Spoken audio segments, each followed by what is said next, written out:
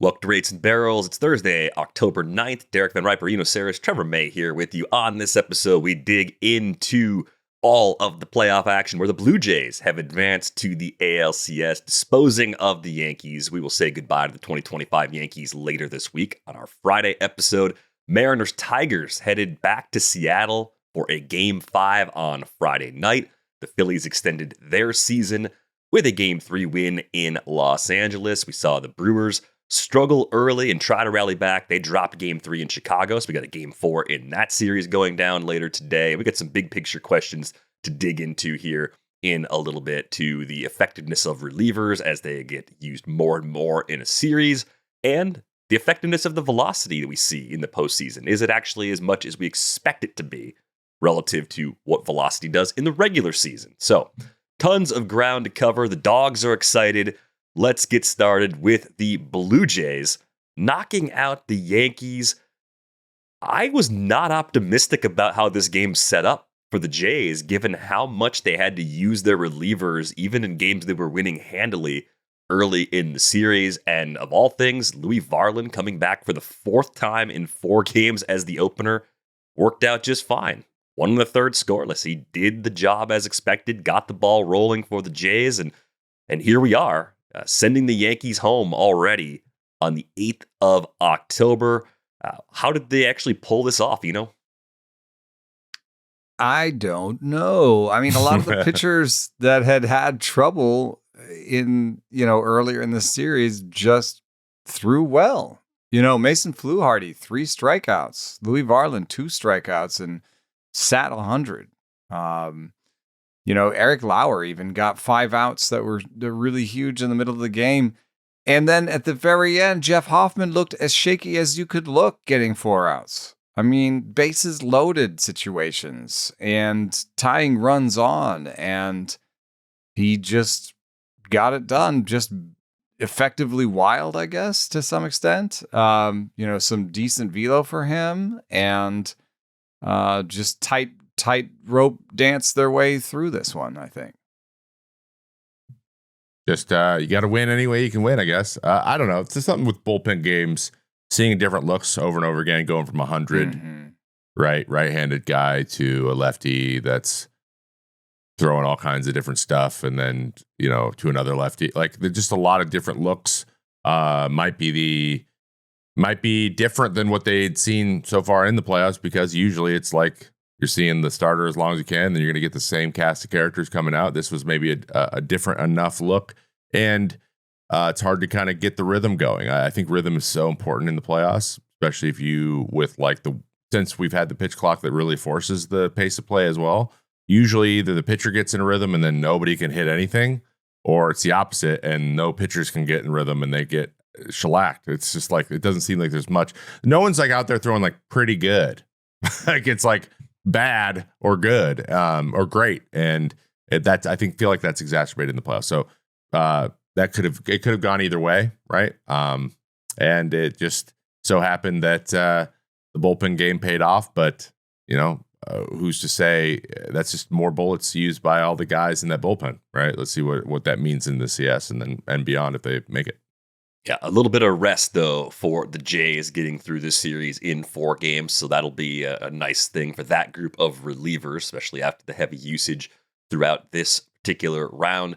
The bats did what they needed to do. Cam Schlittler pitched well. I think he had more of one of those middle ground appearances. The Yankees defense let him down a bit in this one, but it wasn't anything close to that excellent start that we saw against the Red Sox last week either. And that's in part because this Jays lineup is built to avoid strikeouts. I think that puts a lot of pressure on opposing pitchers. What must have, a lot of the game plan must have been against the Yankees, and it's not like surprising or crazy, but don't give them the fastball. The Louis Varland threw 8 out of 20 fastballs. Mason Fluharty didn't throw a single four-seam fastball and threw 18 sweepers to 9 cutters. Sir Anthony Dominguez is the only pitcher that threw half fastballs, and he's got probably maybe the best fastball out of all of them. Eric Lauer threw 6 fastballs out of 17 pitches. Yarel Rodriguez threw 6 sliders and 1 splitter. He didn't throw a single fastball. Brendan Little, 13 cutters. I don't know. That kind of counts for him, maybe. Braden Fisher, 11 curveballs, 3 sliders, 2 cutters, and 1 fastball. Jeff Hoffman, 12 splitters, 9 sliders, and 5 fastballs. I mean, that's pretty intense, actually. So, I mean, that is what you see. That's a trend in all of baseball. It's also a trend in the postseason, which is higher velocity fastballs seen less often. It's almost kind of just a flipping on its head, pitching backwards in a way where you kind of start to use the high velocity fastball as a strike 2 pitch, when they are expecting junk or whatever it is. And you kind of lull them to sleep a little bit with the softer stuff. And it worked for them. Yeah. Jays through, though, after the 4-game series win. And look, it's just been one of those seasons. Like, the Jays have outplayed the Yankees. They did it in the regular season. They did it in the postseason. It doesn't feel fluky at all. I know there's a lot of ink being spent on this Yankees team being some sort of disaster. It's not a disaster. You just got beat by a better team. It's going to happen sometimes. Like, I think this is more tip your cap to the Jays than laugh at Brian Cashman for building a bad roster, no matter what A-Rod said on the post-game show, which accidentally left the iPad on, boys, after that final out. I was watching the celebration, got to A-Rod at the desk. A-Rod said they had 5 DHs on this roster, and it was the worst roster he's ever seen, which, I think A-Rod's got some bad blood. Brian Cashman. I think that was a very personal sort of statement he was making there. This is I don't understand. This is a middle of the pack defensive team. I don't actually see them as this terrible. I mean, if you look at the advanced stats, the Yankees were 13th in the StatCast, and by DRS, the Yankees were 13th. I mean, they're slightly above average team. Like, who are the DHs he's even talking about? I think, maybe Ben Rice. And are we talking about Volpe? He was the worst defender. Right. Is he ripping Volpe's defense? Like, Jason Dominguez was really bad in the Dominguez outfield. could be a DH. Yeah. Dominguez and Volpe were very, very bad and brought everyone else down. Everyone else is pretty good, though. And Volpe played with a shoulder injury, which you could have said at the desk. Could have mentioned that as a reason why he wasn't good. But hey, analysis, it's optional. And in terms of like long-term health and stuff, like, they're going to have some money to spend in terms of what they've done traditionally. Most of the core is there, and what you're losing are relievers and like 6 and 7 starters. Like, the biggest question in terms of what they're losing is can you get Cody Bellinger back? And then the biggest question overall, like, in what pen arms are you going to add, right? But you got Bednar, so it's mostly about setup guys. So, you get to go and buy one bat, Bellinger or somebody else. And then I think the reason there's so much agita is Anthony Volpe. And, for my taste, and nobody's going to like this take, I get him fixed and roll him back out there. Yeah, maybe How are you going to get better at shortstop in free agency? And who's shopping their starting shortstop that's young? Like, am I missing a shortstop that's available that they could go get and trade or something? Like, who? Do you guys have a name? Is there a shortstop that you could just go get? The guy won a Cy Young Gold Glove last year. Yeah, I think he's been good. Hurt. You see, he has times to be good. So it's not like he's like, oh, he's trash. Maybe we just stop bequeathing him the heir to Derek Jeter because, guys, you're not going to get that. Yeah, bat-wise, I think he is who he is. Yeah. Why do we do this constantly? It's the same thing as being obsessed with the ring total. We remember like 19 of them were when there were 6 total teams, guys. Like, that doesn't mean that your team's not the most amazing team of all, because they have the most rings ever, but it only goes so far. So just like, it's just coloring your expectations that frankly are next to impossible to meet sometimes. And I think Volpe, yes, he very, very much underperformed. He also, surprise, had either torn labrum or a partially torn labrum or a strained labrum, which is a big deal for both swinging, throwing, diving, everything. right? Yeah. If your shoulder hurts, you're not doing the things you would do before. And that has a lot to do with it, especially when you're thinking about it all the time. So and then he's shown flashes of being that guy that you want him to be, but he's just not. I mean, even in the years of Jeter, very rarely was Jeter the best player on the field at a given time. He was always the top, one of the better ones, and he was really super consistent. But there was always a star, like the Aaron Judge above. So let's just a little bit, bit of slack, and maybe it'll be easier to accept maybe that some of these things are going to take a little bit of time. But he's young. He's got the talent to do it. He has a Gold Glove under his belt. So maybe we get him fully healthy and then develop. I don't know. I think the idea that their farm system is, there's other people saying their farm system is bad. That farm system produced, I think, a regular shortstop. I think Jason Dominguez still has a chance. Ben Rice had was 30% better than league average with the bat this year. Very good. And then you have to think about all the guys they've traded away that are playing for other teams. So I don't think that their farm system is terrible. And then on top of that, Cam Schlittler just blew up. Like Luis Heel, Michael King, come on.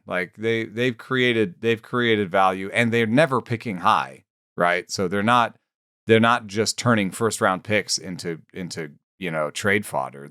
They're taking lower picks and doing something with them. So I think a full year with Ryan McMahon at third and Ben Rice at first, that they're going to be better offensively and defensively over the course of the year.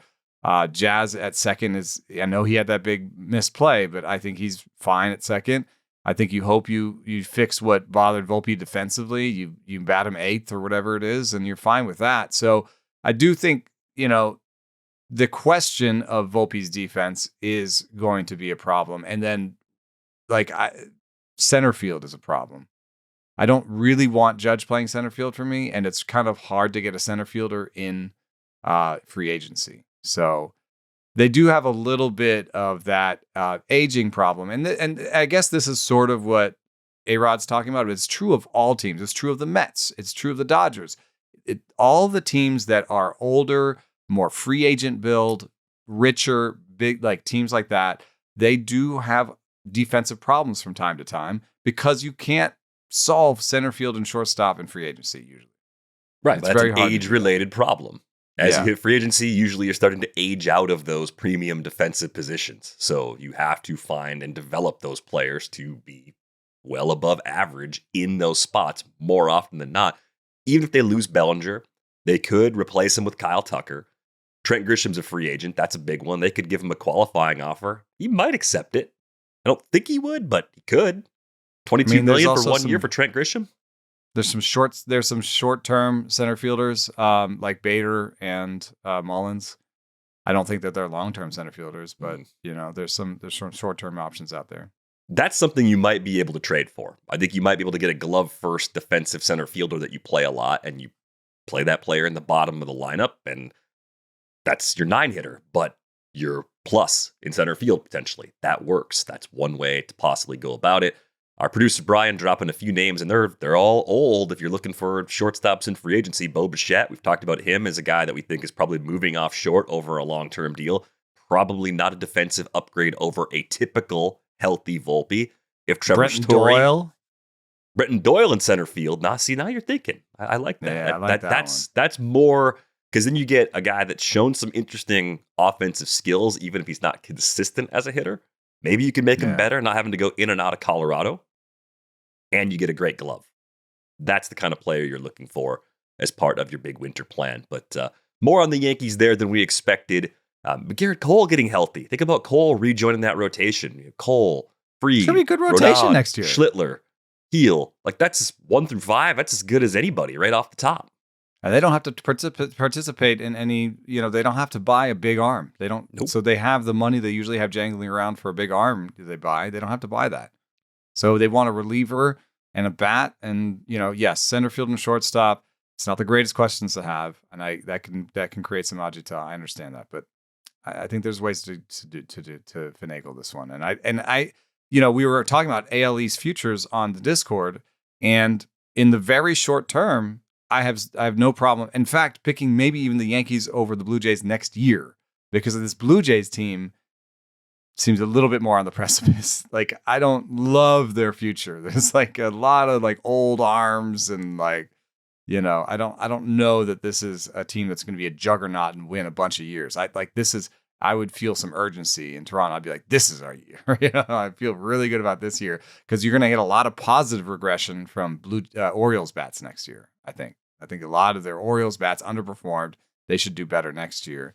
And the Rays are always a problem. And the Red Sox, to me, probably have the best medium future in terms of a bunch of young bats that look really exciting and some good young arms. And it seems like they're doing some good stuff in player development. So I don't think the Yankees are a mess that are in, you know, totally screwed and are going to be bad for a while. Like, I don't see that at all. I don't see it working out that way either. The Blue Jays are awaiting the winner of Game 5 between the Mariners and Tigers. I think you got to tip your cap to the Tigers for having that big offensive performance throughout this game. It felt like a long time coming. It was nice to see Riley Green kind of cutting through some boos from the home crowd earlier in the series. 454-foot homer off of a lefty, no less. This is after he was pulled early against the lefty in the previous round against the Guardians. That was a decision we didn't necessarily love from AJ. Maybe it was fueled by anger at that decision. He's like, take me out against a lefty. Yeah. It's some insurance from Javier Baez. It was off of Eduardo Pizarro, who's making his 4th appearance in as many games. Heavily used reliever so far for the Mariners. But all of this lines up for a really exciting Game 5 on Friday night, where you get Skubal again against, I assume, George Kirby. It's not announced, but why wouldn't it be George Kirby at this point? And there was some goofy stuff happening on the base pass, let's call it, in this game. Josh Naylor doing some dancing, doing some signaling, trying to get in the head of Tyler Holton at the very least. And as you watch Dillon Dingler in this clip on YouTube, Dingler sort of picks up on Naylor maybe signaling location and starts to set up in one spot and move to another, right? Giving him a false target. So those signals are no longer helpful. I know Adam Wainwright and AJ Pierzynski were on the color commentary for this game, and AJ was talking about how everybody has been much more exuberant in their signaling throughout this season. Wainwright was kind of blown away by Naylor doing this, but Trevor, this has become relatively normal league-wide, right? This is what a lot of guys are doing, and Josh Naylor, like, this is absolutely on brand for him. Yeah, I mean, what do you think's going to happen when, the mound visits were 6 when the rule was implemented? Now it's 4 a game. They keep just reducing because we're not using them. And then you can only disengage twice. So, like, there's no opportunity to fix these things in real time, especially if it's not sign related, which it isn't. So, like, before, it would be like, our sign's set up there. We think they're giving it away. So let's change the sign set, and that could fix it. Right now, it's got something to do mechanically. It's how you're coming set in your glove. The only one that Naylor seemed to be confident in calling pitch wise was the changeup, because Holton does a weird thing where he brings the ball into the glove and then he turns it straight up and down. So you can't see it after the fact, but he's gripping the pitch. So, like, changeup is easy to pick up there. And he is that the two-handed sign? This one. Yeah, that was the beginning of the sequence. So the sequence, the part I had, I think, were the 3rd and 4th pitches.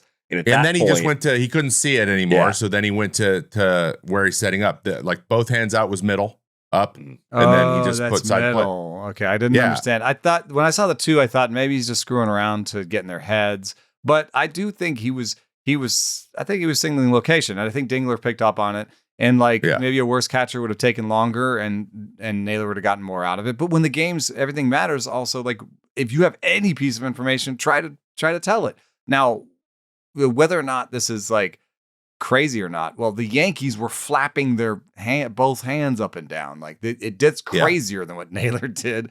I guess you want the hitter to be able to see it without looking somewhere. Like, if you're like, okay, I put my hand on my knee, then the hitter has to be looking at your knee.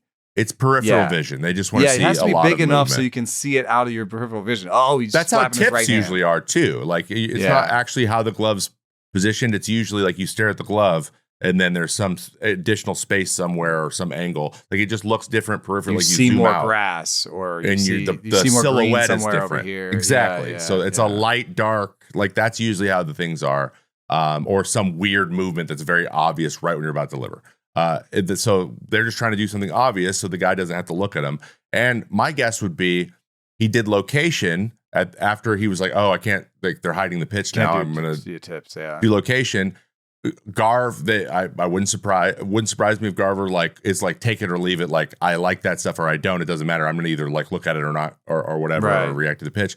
And what it did was when Dingler sets up a target and then moves really quick, that could mess up Holton even more. And it was 0-2, and then it was a walk. Like it did mess him up. Whether it was like him worried about his, like I know Luzardo earlier in the year was he knew mechanically coming set and tapping and stuff was the problem. But he's like, I can't fix that right now. And keep that guy from like screwing me up. You're screwed. So you have to either not worry about it anymore or try to fix it in real time. Those are your two options. And neither one of those are very good. So that is, I think that Naylor's just like, okay, we're not going to get it. This is going to help him get a hit, but it might help him get walked. That's plan B. And he doesn't care. He did the rocking the baby thing running around. Like he doesn't care what people think about what he's doing at all. Like he's like, I'm going to do it until you catch me and you force me to stop doing it. And that's how I want to win. So like, that's kind of what it was. And yeah, I heard like Wainwright was like, man, like, I would have to hit somebody right here, but like it's a playoff game. It's a playoff game. Like you don't want to put him on. You don't want to get kicked out of a playoff game. You don't want to get. You don't even want warnings. You don't even want warnings in a playoff game. That's also doing exactly what they're trying to get him to do. Walk him. So like you're just doing it faster. But if you get a warning in a playoff game, once you get a warning, you can't really pitch inside the same because then you get kicked out if you get too close. So what I'm saying is advantage runners. Big time. Now, pitchers like, I mean, even before there wasn't a ton to do about it, but like now you can't even come up with a plan because there's no way to meet. You have to have, this all has to be pre-figured out, which is going to start happening, or there's going to be a slight adjustment to the rules. But, you know, if we add 30 seconds onto a game time, you know, Apple TV won't to pay anymore. So, to your point about the walk, that what was so funny was the time that Dingler finally, does something about it. The first time he does anything about it, because at first he is giving away location, and then Dingler notices, and Dingler sets up inside, and then goes to the outside, and the pitch goes inside. Watch this. Sets up inside, jumps to the outside, pitch goes inside. Which I think he got him a little bit there. He got Garv a little bit, and if that was down and away, he probably would have missed it. Yeah. But that one? Yeah. And I mean, I just think it's, he's like, he's doing it again. He did it again. He might have gone to the original target a little bit. But yeah, having a target bouncing around back there probably does impact you differently depending on who you are as a pitcher. Some guys, maybe it doesn't matter, but how would you have felt about that, having a catcher that was having to like adjust his setup like that? I don't think it would have bothered me as much because there comes a point where like I wasn't like a guy who's like laser beam focused on the glove. There were times where I had games where I like picked up the ball out of my hand when I threw it. So like I would disorient myself as I'm delivering the ball, which is more common than you would think. Whoa. Yeah, because you just like let your body do what it knows how to do sometimes. And so like it wouldn't bother me that much, but some guys are like really need to have the target and keep stationary. I think it's more prevalent for guys with like not great command. Like they're kind of like, they need the whole body as like a lane that they're throwing into. And when you're moving the lane, that could be disorienting. I don't know if Holton's one of those guys, but you know, again, I think Naylor's just like, it might work, it might not work. What's the worst going to happen? No downside. Like, there's no downside. And no downside if there's not repercussions like getting hit in the ribs. That part of the game is gone. It just doesn't. And really Naylor might just be like, okay, if they hit me in the ribs, I'm on first. I steal bases now, so maybe I'm on second, and then I'm wreaking havoc again out there. Game 5, I think it'll be a standalone Game 5, 8:08 Eastern, first pitch on Friday night. Skubal versus Kirby, and for all the marbles, I feel like we're having a lot of strange conversations, not necessarily on this show, but just around the game about legacies based on playoff performance. Like Clayton Kershaw for a long time in his career, this is swirled around him with Aaron Judge until this postseason. Could Judge hit in the postseason? Like these questions always linger, and somehow I don't know how there would be at this point, given how well he's pitched, just because of one game, ALDS Game 5 last year. Is Tarik Skubal? Is he really like? Is this about his legacy? Is he going to cement his legacy? He's a great playoff pitcher. He's gone 6 or more in all 5 of his playoff starts. He's got a 43-6 strikeout to walk ratio. He's given up 3 homers in those 5 games. 2 of them were in Didn't he one punch game to one guy. 14 out last start? 14 punches. Is there anybody in the entire sport right now you'd rather have taking the ball as a starter in an elimination game than Tarik Skubal? Probably not. No. And the Mariners aren't giving up a massive edge. George Kirby's good in his own right, too. But it's a situation where, yeah, you're at home, but you're probably a slight underdog given the pitching matchup here. Mariners needed to win that other game.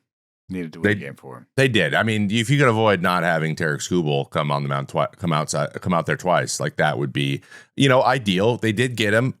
They have the pitching to go toe to toe. Luis Castillo's beat him twice, not beat him, but like Pitt started the other side, and the Mariners won the first 2 games against him. Mariners are finding a way to beat him too, and drive his pitch count up. They have to, and they've been better at that this year. I think they have a good. Their lineups better at putting tough bats together. That's probably the hallmark of why they're different this year than they have been in the last few years, even though their record's about the same. One thing I need though, and this is the thing I'm going to pay attention to big time, especially if Kirby's starting the game. And it wouldn't surprise me if Castillo's straight up right behind him. Like I don't like, I understand you need, if the game's tight, there's no reason not to, and you just figure out because you have so much pitching, Emerson, Hancock, whatever, or I don't know, whatever. Whoever's out there for multi games, maybe you do a bullpen game 1 of the CS. So I need him because George Kirby for me, he's like half a step away from being. I mean, I'm not going to say Skubal level, but like in a top 5 Cy Young conversation, if he'll just stop getting cute for the sake of it. He's like this is my theory. The guy throws into a 9 pocket in the offseason. Mm-hmm. That's what he does. He likes to move the ball around. He is a very like chess masters kind of approach to pitching. And he's got stuff where you don't really need to be a chess master. Like you're actually hurting yourself by overthinking stuff. Like he tried to freeze Kerry Carpenter 3 times in a row on an up and in sinker. I think it's the patterns. I think he gets into the patterns. Like he's just like, dude. Oh, this is nasty. It's been swung and missed at, and I am going to be stubborn about the fact that I think this pitch worked, even though it's not supposed to work. And then he gets burned, and I'm like, you're taking this chance because, and there's times that he just does it, like 1 inning in an outing. I'm like, yeah, you went 6 2/3 and gave up 2 or 3 runs, but you had given up zeros up to that point, and then we needed to try the same thing. Like that's a freeze pitch. You're not going to freeze a guy throwing it 3 times in a row, and it moves back down on a guy who hits the top rail of the strike zone fastballs, like at a 1700 OPS clip. Like, if you make a small mistake, he's going to hit it over the fence, and then he did. And I watched it in real time. I'm like, don't throw the up and in sinker. Throw a 4-seam. Throw one that's not going to go down. He fell in love with a 4-seam for a while, and then there was a time when he threw too many high 4-seams and was giving up homers. And Riley Green also early in the game, he threw an 0-1 curveball over for a strike. I'm like, Riley Green does not miss curveballs in the strike zone. It's like the only pitch he doesn't miss. So just take that and do something else. You don't need to steal the strike. You're not going to. He's going to swing at it, and he's going to hit it. He hits them below the zone. The whole bottom of the zone is bright red. Like there is no spot where a flip over curveball works. So just don't throw one of your 6 pitches to him. You don't have to throw all 6. All 6 don't need to be options. Anyway, I'm in Seattle watching it, and I'm just like, dude, you're throwing 97, 98. Sometimes and your stuff moves cute, like crazy. It's too cute. If your splitter is the pitch that day, throw the crap out of it. Yeah. Tarik Skubal, he does that. And that, like, he's just like, this is it. It's my slider. It's my 3rd best pitch, but these guys cannot hit it for whatever reason. I'm going to throw it at them. The slider was 92, in that game. And he featured it more than he had all year. Yeah, because the Mariners have been taking away his changeup. And there's a little bit of like a humility a little bit there too. Like no matter how good you are, a team might just battle you so hard that they're making everything else harder for you. So if you can just take that weapon away for a second or make them change their mind just for a second, maybe you can get it back. If not, though, you got to use something else. You got to be okay with doing that and to get the job done. And that, I think that's the change I've seen in Tarik Skubal that I'm still waiting for George Kirby to he's just like this close. It's like he only has these little short stints, like 3-hitter stints where he's just like obsessed with this idea. And then something goes wrong. He's like, you know who else did it? Yeah. Yu Darvish does that stuff. Yu Darvish did it too. He'd be like, that's why Yu Darvish is always was always top 5 for the Cy Young, but he'd be like 3rd place and whatever because he'd have those 2 or 3 blow up games because he just kept doing something, trying to get something to and work. Both that of them just had wasn't issues working. with homers. Yeah. So that's what I need. We can't give up the 2-run homer. Can't. You need to avoid it. You just can't give up any runs. It's very best stuff. Trevor, you were telling me before the show you've been right about basically everything prediction-wise for just series outcomes up to this point, even game outcomes. Who did you have winning this series again? I have the Mariners 3-2. Okay. I knew it would come down. I have all of them going to 3-2 actually. And I got the Blue Jays. I had the Blue Jays winning 3-2. They won 3-1, so that's off by a game. But the first round, the only series that I didn't predict the exact way was I had the Cubs going 2-0 with the sweep instead of 2-1. That was it. But I have the Cubs winning that one. In 5. And but to be honest, the Brewers, used to be the pilots. Seattle again. So like if they could get to they also have won a World Series. It would be nice. I have a soft spot for the Brewers. Mariners World Series would be fun. It'd be great. And that I'm not even getting into like how angry that would probably make Rob Manfred. It would just bring me joy to see 2 teams that have not won play for a World Series. That would be phenomenal. But Game 5 should be a great one if you love pitching. Kirby likely getting that start. And yeah, you're right. I mean, you pull out all the stops because it's an elimination game, so we probably will see Castillo at least a little bit in that matchup as well. Let's get to the Phillies-Dodgers series. They used Nola in the opener role. Ranger Suárez behind him. 8 innings of 1-run ball combined. They were rolling. Ranger Suárez's playoff track record is really impressive. The key for us going into this game, it seemed impossible the Phillies' bats would go through this entire series without making significant contributions. We saw Kyle Schwarber with a 2-homer game. One was an absolute moonshot. They got multi-hit games from Trey Turner, Bryce Harper, Alec Boehm, JT Realmuto. It seemed like it was only a matter of time before the lineup would show up in some capacity. Maybe the one little surprising wrinkle late for me in this game was that Clayton Kershaw wore that 8th inning. It was a 5-run 8th from the Phillies. Maybe saved a reliever or 2. They left him out there. In the process. He did not look good the first inning, and then they put him back out there, and it looked worse. It was weird. Maybe the very last time he pitches that would be at Dodger Stadium. That'd be so awful. Yeah, it was. I saw they zoomed it. They put the camera on Doc Roberts, and he was just like, it was less of we can't come back, and more like I don't want to do this to Clayton. It's happening to him again. Felt bad for him. You lose a game, you lose a game. But that homer, the second one to Schwarber, how nonchalant it was, and the only one who even seemed remotely surprised was Clayton. And Schwarber hit it, just put his head down very respectfully. It's almost like Schwarber's I'm sorry, man. You throw that there, I have to hit it over the that's I have to. We gotta keep the people happy here, man. I've gotten enough wrong. I get to celebrate when I get something right. I almost nailed exactly what would happen in this game. So I said Nola one time through the lineup, then Suárez one time through the lineup that gets them through 6, giving up a one run. I said that. That's exactly what happened. And then I didn't even research it, but I just sort of flippantly said, Nola, don't get cute with Ohtani. Throw front door sinkers and backdoor curveballs. Use all your tricks to get through Ohtani the first time because you won't even see him a second time. You don't have to do anything. And it was always exactly right because what he did was he did back foot curveballs and backdoor fastballs.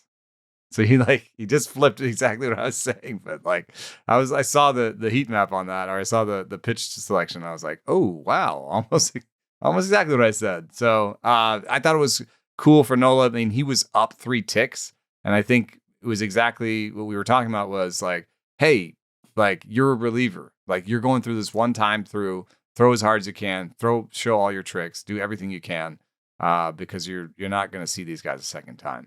And that worked pretty well. There was a moment where Suárez comes in and gives up a homer to Edman, and you say, this should they have like let Nola pitch to Edman and then Suárez comes out for Ohtani the second time, but Suárez settled down and the offense finally woke up. And this is why these like 5-game series, I'm still surprised that they go the way they do when there's early losses. I just feel like you win one, and like if the Phillies win again, this is what I said about the Yankees. It didn't work out, but like if the Phillies win tonight, it's game 5 and they're home and they could turn this around. So it's not over.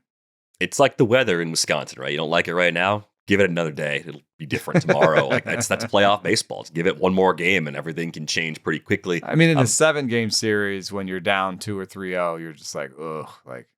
We're gonna win so many games. Yeah, right. Yeah, right. That's tough. In the 5-game series, like we got to win 2 more. All right, let's do this. That Nola Suárez combo was 7 innings of 1-run ball. I can do math. 2 + 5, 7, not 8. Orion Kerkering pitched the 8th, got through that pretty cleanly. Struggled a little bit in the 9th. Walker couldn't quite close it out, so they had to throw Banks out there for 1 out. But I don't think there's a major carryover effect. Use Duran. Yeah, they warmed up though, so he did get up, but they didn't have to get him into the game. So that's a good thing, I think, heading into Game 4 of this series. Anything else from that caught your eye before we get into the Game 4 matchup? Sanchez versus Glasnow on tap tonight. No, I mean it was a fun game early, and then it was a laugher late. But and the Kershaw thing was just wild. Yeah. No complaints here. No, nothing for me. Yeah. Anything in particular about Glasnow that you think the Phillies can try to exploit? Because I feel like Glasnow, when he's healthy, in the form he's been in recently, that's when he's back in that kind of almost Cy Young top 5, top 10 pitcher in the game sort of form. I feel like that's the Glasnow we've seen late in the year. I think you want to be patient with him, and you want to get him out of the game. And so I think you just want to chew up his pitches. So I think you want to not swing. I think you want to just like keyhole him, just be like very particular early on, because I think he'll throw balls, and he'll throw some balls. And if you let him throw enough balls, then maybe he can only go 3, and then the Dodgers, are a lot more gettable. You're trying to chase Glasnow early, get some Sheehan, and maybe find some of the short relievers that we didn't see in Game 3. Yeah, I mean, the Dodgers bullpen is their huge glaring, not I want to say black hole, but like, it's funny. It's the actual relievers part that aren't dialed in. They're not even being used. They're not even being used. They're trying to avoid it as much as they can now. Like Tanner Scott didn't even come in the blowout. Like Tanner Scott should have pitched that inning that Clayton Kershaw pitched. Dude, it's pretty crazy he's on the roster if he's not going to throw in that situation. Right. Right.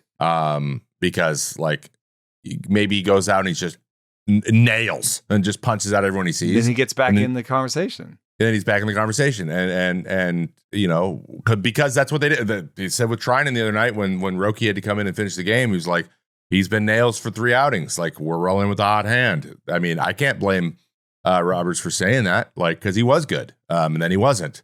And then now Trinan's at the back of the depth chart. Like, he went from 1 to 8, and then maybe Scott moved up 1. They should find a way to get these guys from. But like, I think you're right. Glass, he'll be.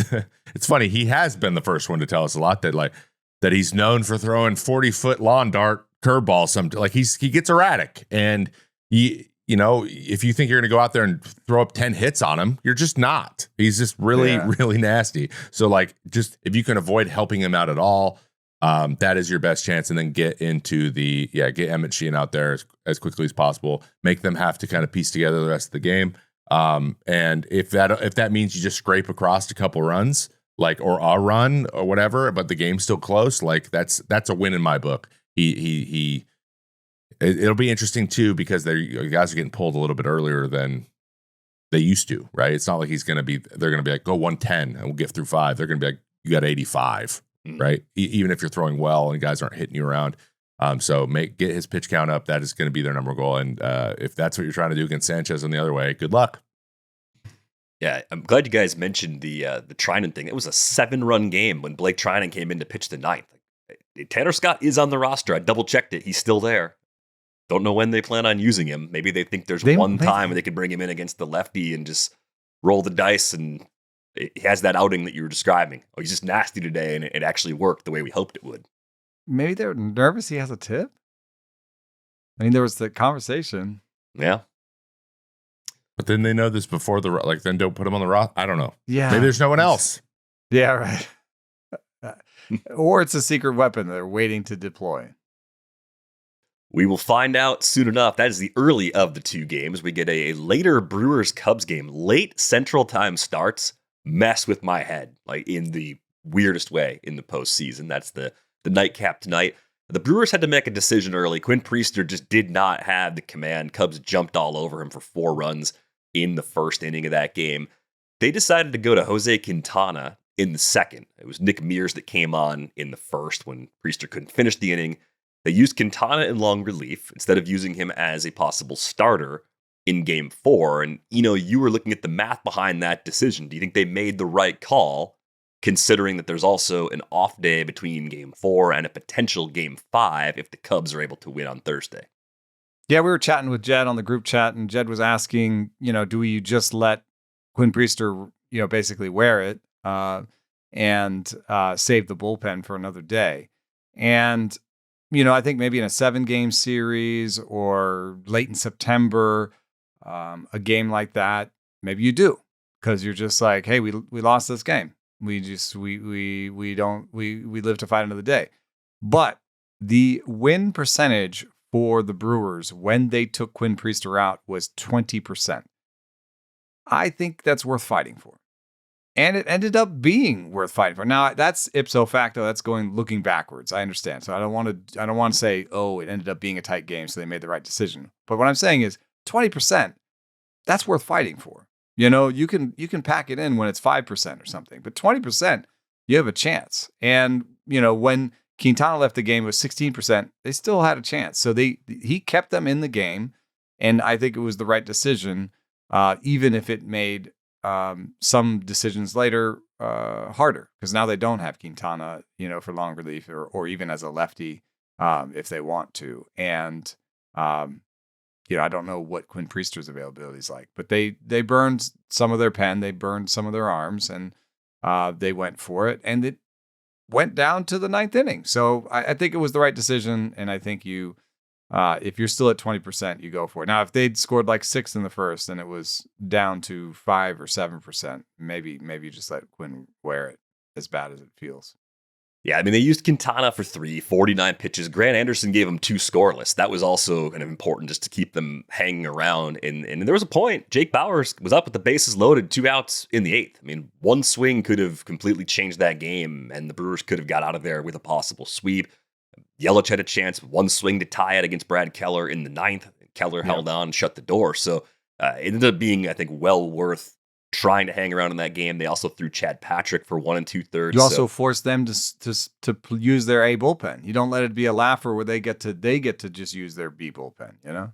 Yeah, I mean, I think with the way they used Ashby in games 1 and 2, they probably weren't going to use him in 3. So Ashby should be available today. They didn't throw Abner Uribe. They didn't throw Trevor McGill. Yeah, now Freddie Peralta is going to start. So they've got everything they need and their best starter going today, which I think is good. And then, of course, if it goes 5, then it's all hands on deck after an off day, and they've got just about everybody but Freddie available, probably in some sort of capacity. I think the interesting thing about the Game 4 matchup is that we get Matthew Boyd in the series again, same starting pitching matchup, but this time he's not starting on short rest. So how much of a difference do you guys think that is going to make for Boyd, whose command was just not there in Game 1, right? The Brewers jumped all over stuff. He was missing in the heart of the zone, and they crushed him. How much better do you think Boyd can be just working on regular rest this time around at home? Huge. I mean, I think what he needs to do is command his secondaries better. He threw 40% fastballs, and if you actually include the sinker, he threw more than half fastballs in that short outing last time. And what had worked for him before was when he went really kind of to pardon the term, slop heavy, you know? Hmm. And I think he can go a little better if he's commanding the slider and changeup. Hopefully he can do that on the regular rest now. So I want to see a lot of soft stuff and kind of pitching backwards from him. I agree. I think that's exactly what we're going to see. I think that certain guys can go out and give you short rest outings and be the same. Other guys just don't respond as well. They need the 4 days, and I think command suffers a lot from that stuff. And so usually the guys who can do it better are the guys with really, really, really good stuff and throw hard and his fastball was right at his season average.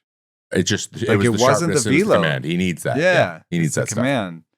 So that's my ongoing theory is that like fatigue and small injuries sap you of command before stuff. And people think of it the opposite. I think they're like, oh, we'll see that he's tired when the stuff goes down. You're like, no, that's when he's injured. That's when you're beyond really it. Bad. Yeah. Yeah. We actually have a saying like, I think pitchers, a lot of times, especially being a competitor you are and used to failure that we are too, or like just baseball players in general, that you are mostly unwilling to admit that you're probably too injured to pitch until the results start to show. So, and then that's usually a command thing. Like until you go out there and guys are you're getting your face beat in. You're like, all right, I'm hurt. Like, I don't want to do that. Like this. There's no happiness either way here. So it's not worth the pain. That's a normal thing. And so sometimes like you're out there, you see the numbers are the same or whatever. And you're like, I'm fine. But like, you're not like, you're not, it's not fine in his case, but just not as sharp as you normally would be. And that colors the decisions you make. And then you go and have a blow up outing like that when you've been so good all year. It's like, I was wrong. Like, my intuition was right. I thought this was a possibility. Well, I think we see that a lot with relievers too. I mean, because you're getting used in different ways than you were in the regular season. Sometimes it's 3 days in a row in these longer series that we're going to have coming up. Sometimes it's 3 times in 4 days or 4 times in 5 days or every game of a series even. I mean, it's kind of wild. I mentioned it earlier with Bizzardo. Like Bizzardo's pitched in all 4 games of the Mariners-Tigers series so far. Louis Varland pitched in all 4 games of the Jays-Yankees series. The cryon at the bottom says how effective a reliever is in 4th appearances. Usually we're asking this question about even 3 appearances. And yeah, there's a lot of reasons for it, but the location especially. Do we see anything in command numbers, location plus, that quantifies how much you lose as you continue to pile up that workload? And then how much does that also interact with just hitters getting more familiar with your shapes as they see you more and more in a short period of time? I haven't seen location plus analysis over multiple appearances. What I have seen is in one appearance, if you just sort of chart stuff plus and location plus by pitch number, stuff plus remains pretty well. Like, most starters don't actually lose that much velo over the course of the game. So stuff plus like does go down a little bit, but doesn't go down much. And then location plus actually tracks for a while, but right around 80 pitches, which is funny because the Rays are like, they love 85. And when I was looking at this chart, right around 85, location plus took a dive. And that's the fatigue factor that we're talking about. And so I imagine that there's some sort of effect for that for relievers. The more they're fatigued, the more the command goes down more than the stuff. They can get that velo, and maybe they have to sort of do things to get that velo that robs them of the command. Now they're just thinking, I just need to throw my normal 95. I'm tired as hell. That didn't go where I wanted to. When you're feeling great, maybe it's like, oh, it's 95 coming out, and now I can put it where I want it. The other analysis I've seen, this is from Mike Petriello, which is this is how many times you've faced a reliever facing the same batter in a postseason. And you'll see that the first and second times track pretty closely. Mike Petriello characterized this as being noisy, but I will put forth that even though the third time through this postseason hasn't shown a penalty, generally the line for third time through is above all the other lines. And so I do think if you ask me to say what I believe, even if it's not completely supported by numbers, I would say that it is more dangerous to put a reliever against the same batter the third time. That's the last part's key, though. Same batter, right? You could use someone 3 times in a series, a short series, and if you're matching them up against different hitters, that changes things quite a bit. And I think that was the part of using Varland as the opener that was so surprising, was that Varland was going to see Judge just again saw them last night after Judge hit that homer off the foul pole the night before. And speaking to the stuff being there, Varland threw the 4 hardest pitches of that game. Like, still, fourth time in 5 days, I think it was, that he was working. Still had all the velo that he needed. Yeah. Thankfully, he still had the command. But yeah, it's funny. He probably had better command than he did the night before because that was his problem. Yanking pitches and throwing in the words of I think it was Kratz. Eric Kratz, he just threw it into Jazz's barrel because Jazz had taken the exact same swing no matter what the pitch was the entire series, and then he yanked it exactly. And I'm like, and then I went and looked. I was like, he's got a point here. I agree. It's why I watched the Mariners. It's Bizzardo and Spire both. Just their command was now middle of the plate, right? Like they were trying to throw in. They were yanking it when they're trying to go away. They were flying open a little bit too far, and it was still running back. Like, so, and the stuff wasn't moving probably as well. I didn't look at the numbers, but like it didn't look as sharp, at least from behind intuitively. And that kind of stuff can burn you. A great example of this, and it's happened 2 years in a row, and I don't think it's been paid attention to as much because at the time the game was probably out of reach or they were already behind. But Hunter Gaddis, last 2 years, has pitched the last inning or at the end of the game in a close game against the Yankees and then against the Tigers, and got lit up both times. You remember the Soto homer last year in 24, and his velocity was down a mile an hour or two, so his stuff was also degrading because he pitched every game. In the regular season, he threw 78 times last year, 73 times this year. He threw 162 times the last 2 years playoffs combined. Jesus. Like, what do you think's going to happen? Like, eventually. So there is a fatigue factor. I'm over here praying for Hunter Gaddis so he can get a lot of sleep this offseason. So this isn't a I hope he gets to free agency, but he can't keep throwing 75 times a game. There is a sweet spot. It's less than that.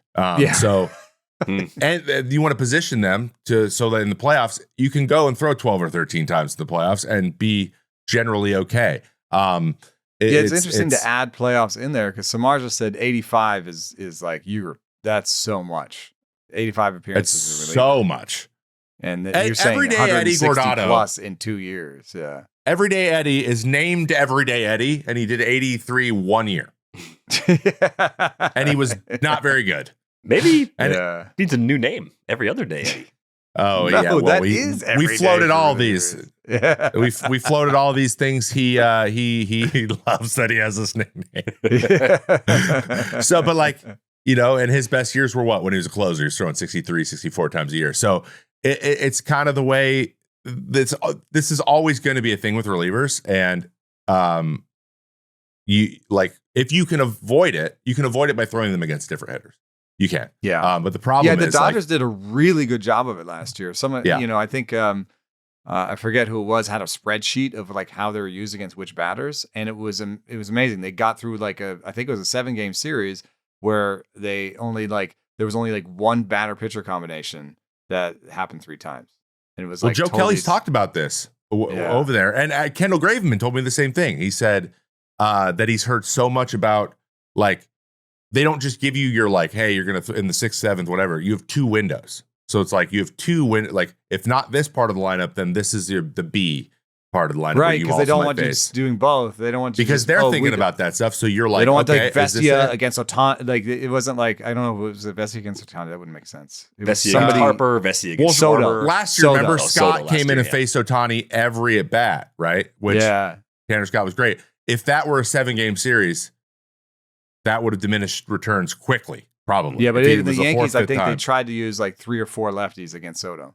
They didn't want Soto to see the same guy over and over again. Especially Soto. I think he's a guy who he learns quick. Yeah. Yeah, who the hitter is probably also determines the number of times you're comfortable giving them the same look at the reliever. Like that's really important as well. There was another big picture question we were knocking around in the group chat. Is premium velocity less effective in October? Kind of hinted at this a little bit yesterday. The hitters let the ball travel a little bit more in the postseason. And some of that might just be, well, they're going to see more velocity, but some of it might also be that much like we see a velocity bump for pitchers, I think you swing the bat harder in the postseason, right? If you get an adrenaline boost as a pitcher, there's no reason why a hitter wouldn't feel better playing in these situations and have a little extra on that swing, which would allow But you also them have to like let the ball a chicken travel and more. egg thing on the intercept point. If there's so much more velocity in the postseason, then you have to kind of see it travel a little bit. It's not that easy to go get a 98 mile an hour fastball. You want to maybe see that one. Mm-hmm. Yeah.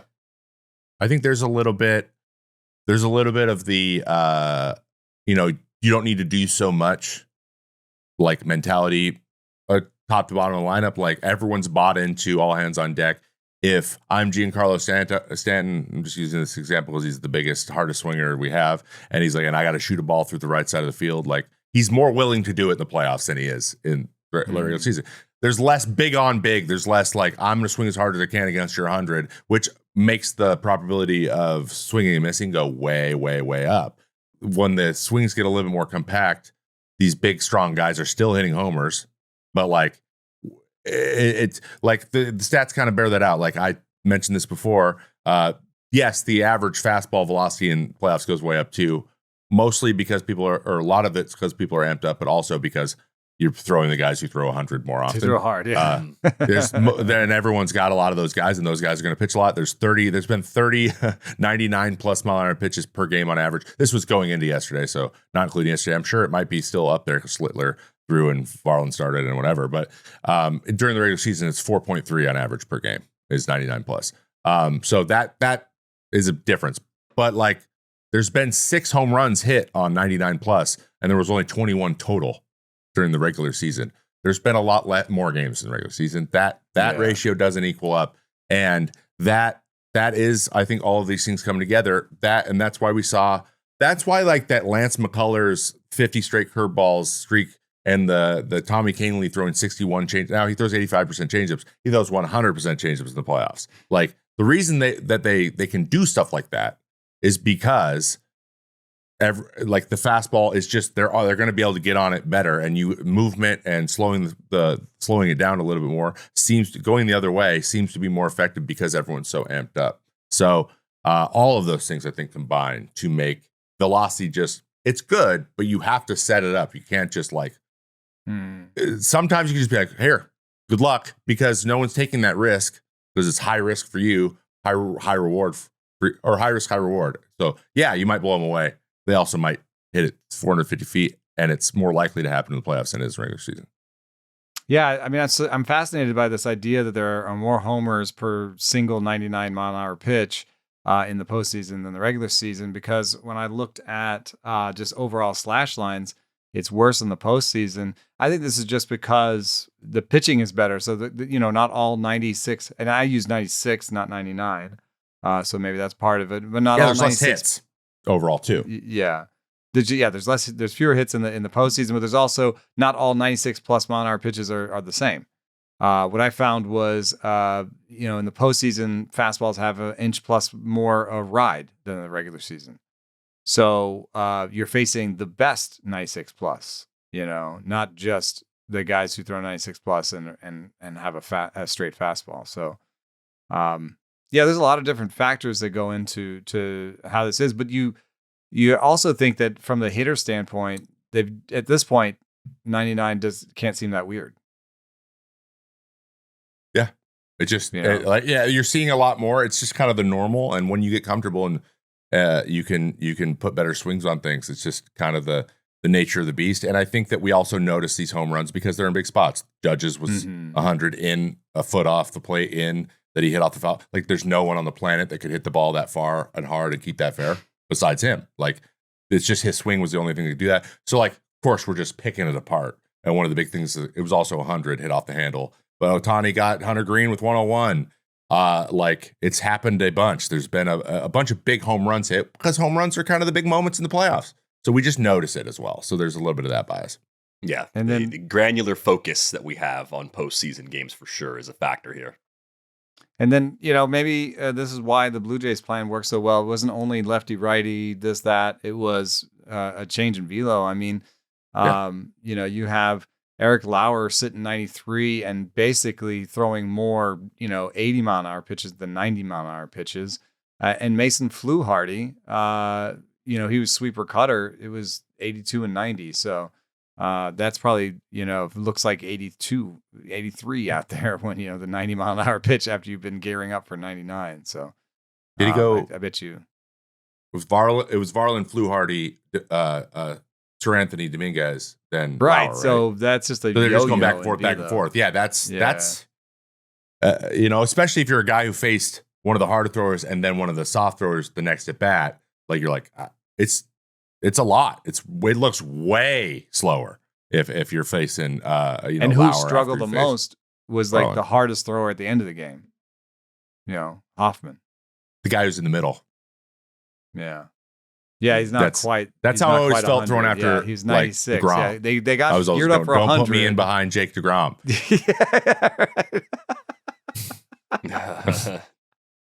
I never thought about that. After DeGrom, the reliever put that Loop comes out in there. Aaron DeGrom. Loop. Aaron Loop will go in. Put me in after Loop. Yeah. Well, a lot to be excited about. Good Game 4 matchups coming up here on Thursday night. Got that great Game 5 already on the schedule on Friday. Looking forward to seeing how it all plays out. We are going to go. Thanks to our producer, Brian Smith, for putting this episode together. That's going to do it for this episode of Rates and Barrels. We're back with you on Friday. Thanks for listening.